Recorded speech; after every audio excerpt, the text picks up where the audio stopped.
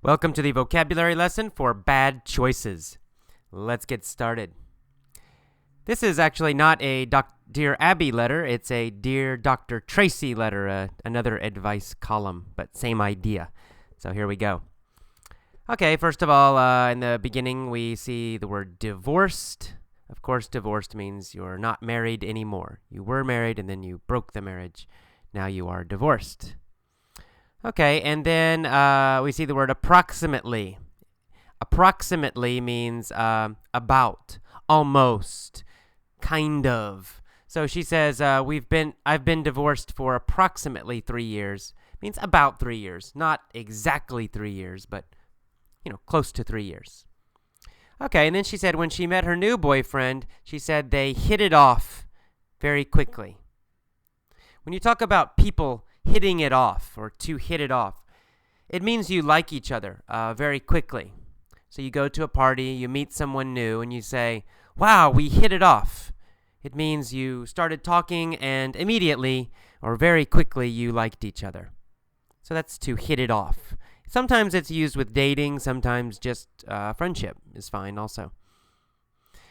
Okay, then a little bit later in the paragraph, she says she found out that her boyfriend was fooling around with someone else. Now, in this case, in a situation, fooling around in a dating situation means basically having sex with somebody. And it has an idea of very casual.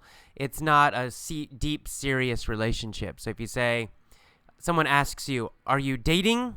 Are you dating that person? And you say, no, we're just fooling around. It just means you're just having fun, maybe having sex, but that's all. It's not a super serious relationship. So her boyfriend was fooling around with someone else. She found out that he was having sex with somebody else. And of course, she's not happy. All right, and then she said, I figured that since we didn't have a committed relationship, that it was no problem. I figured means I thought. Sometimes we'll say, I figure this is a good thing to do. It means I think it's a good thing to do. So to figure means to think. It has other meanings maybe too, but in this case, and usually, it's kind of a casual way to say think or believe. Okay, and then she said she figured she had no place to say anything, because they did not have a committed relationship. A committed relationship is a serious relationship where you say, I'm only with you, you're only with me. That's a committed relationship. So if you're married, that's a committed relationship. If you have a very serious boyfriend or girlfriend, that's a committed relationship. It's not just fooling around. It's a committed relationship, serious. So she said, we didn't have a committed relationship, so I had no place to say anything. To have no place to do something, it means you have no good reason.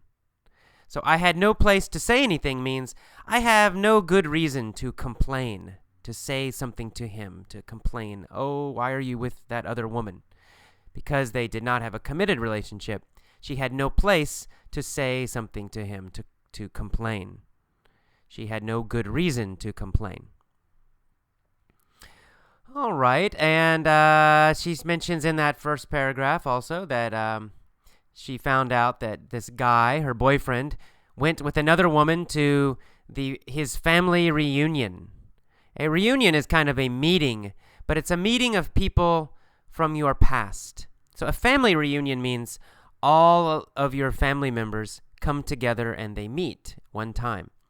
Not just your close family, not just your mom and your dad or brother or sister. It also means aunts, uncles, cousins, your really big family.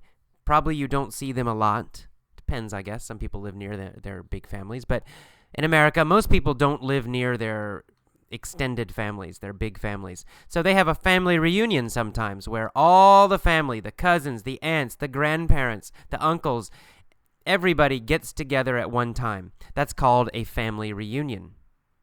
So a family reunion. All right, so then let's move on to the next paragraph for the vocabulary. She says, I guess my issue is the fact that now I'm still in this relationship. She's still with him. She says, my issue. I guess my issue. My issue means my problem.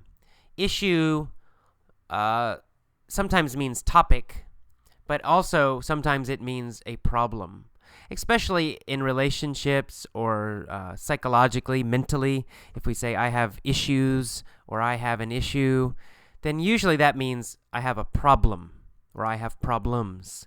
So she says, I guess my issue is the fact that I have a child with him now, and all this stuff is still happening. So she says, I guess my problem. This is her problem, her issue, her problem. Okay, so she's still dating him, but she says, I brought a child into this nonsense. So she's dating her boyfriend. Her boyfriend has another woman, and now they have a child together. Oh, it's complicated.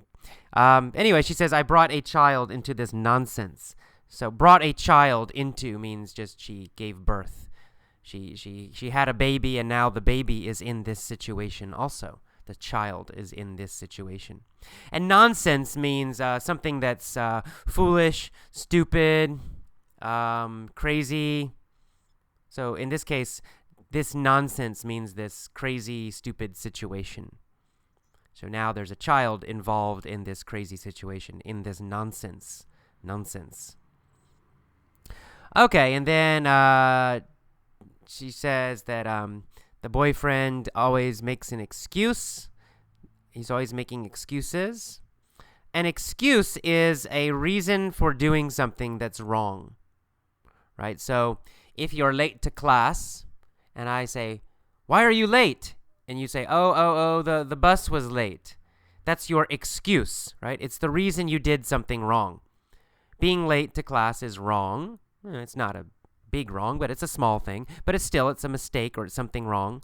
And your reason for doing something wrong is called an excuse. So you say, the bus is late. That's your excuse. That's your reason for doing something that's bad or wrong or criticized. All right, and a little later on in that second paragraph, she says, I have dealt with him taking women to hotels, and my gut tells me it was her. Okay, I have dealt with. To deal with something, to deal with a situation, to deal with a person. It means you keep trying to solve problems in that situation. You don't quit, but you also don't solve the problem. So it really has this idea of continuing to survive or continuing to try, usually some difficult situation. So she says, and the past tense is dealt. Present tense is deal. So to deal with somebody means they're difficult, but you'll deal with them. You'll keep trying to talk to them or communicate with them. If you deal with a difficult situation, it means you survive this situation. You keep trying in this situation. You probably don't solve the problem completely, but you also don't quit. You deal with it. Past tense is dealt with. So she says, I have dealt with this difficult problem. And it's actually present perfect, but anyway. I have dealt with him taking women to hotels. So her boyfriend takes other girls to hotels, and she's dealing with this, or she has dealt with this. So it means it keeps happening, and she keeps trying to survive the situation, but she can't. Another word or phrase with the same meaning is to handle a situation, to handle a person. So she could say, I have handled him taking women to hotels. It's the same basic meaning as dealt or deal. All right, and then she says in that same sentence, my gut tells me it was her. Her means his ex-wife, this one person. My gut tells me means you have a feeling, a deep feeling about some information or something. So my gut tells me it was her. It means she has a feeling, a deep feeling that it was this other woman. But she really doesn't know. A gut feeling, or to have your gut tell you, it means it's not your brain. It's not your logical, normal brain, not your normal mind. It's not that you have good information or you see something happen or you thinking clearly. It's more of an emotion, a deep instinct, a deep intuition, a deep feeling that something is happening or something is wrong. So my gut tells me it was her. She feels it was this other woman. Right? She's not sure. She didn't see the other woman, but she feels it. She feels it deep down. And gut means stomach. Right? Gut means stomach. So it means my stomach tells me. My gut tells me. So it's this deep feeling about something, an intuition. All right, and then starting the next paragraph, she says, I have tried to get over all the cheating. To get over something, of course it has a direct meaning, but in this it also has another meaning, and that is to get over means to forget or to forgive and forget. So I have tried to get over all the cheating. Cheating, of course, means him seeing other women. So she's tried to forget it. She's tried to get over it. She's tried to forget it and not worry about it anymore. To get over someone. For example, if you have an ex-girlfriend, you break up, and after 1 month, you're still very sad. Oh, I'm so sad, right? You can't get over her. But after 6 months, you feel okay. You forget her. It's no problem. If you see her, you're not upset. Then you can say, I got over her. Past tense, right? I got over her. Okay. A little bit later in that paragraph, you see the word, I stand up for myself against his family. I stand up for myself. To stand up for yourself means you fight for yourself. Now, it could mean really fighting with your, hitting and kicking, but usually it just means arguing. So if someone does something bad to you, you won't let them do it. You will say, hey, stop doing that. Don't do that. That's called standing up for yourself. I stand up for myself means I fight for myself. I argue for myself. I am strong for myself. I don't let other people attack me or treat me badly. I stand up for myself. I'm not sure she really does, but anyway, I stand up for myself. Okay, and then a little bit later, she says, I guess the bottom line is, knowing how much he still sees his ex-wife and that there's all this bad stuff happening with the child, the bottom line means the final problem or the conclusion, right? If you say, the bottom line is, I'm really angry, that means that's your final point. That's your main point. That's your conclusion.